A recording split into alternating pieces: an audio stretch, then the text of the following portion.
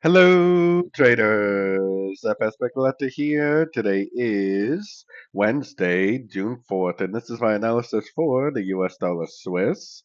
If you haven't done so already, definitely do check out my free Discord group, which is linked down here in the corner at the end of the video, and make sure to take a look at my website, fxpcollector.com. Watch the video on my home screen to learn more.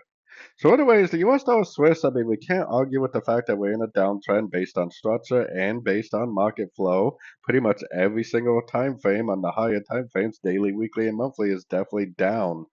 Now, if this makes an engulfing move to the upside, I could definitely justify looking for longs then, but it has not done that yet. And because it hasn't done that, I am definitely still looking for shorts. I mean, there is a chance that it just keeps on going down, especially if this right here really is the end of an ABC pullback. So I am definitely looking for shorts on the shorter time frames, going down to the 1 hour time frame. One thing I noticed this morning was that this definitely has that five waves up. Then we definitely have one, two, three waves down with a lower low, lower low. Often when you see a three-way pattern, five waves up, three waves down with a lower low, that means you're looking at a flat. It could be an expanding flat or it could be a running flat. A expanding flat will take out the higher wave A.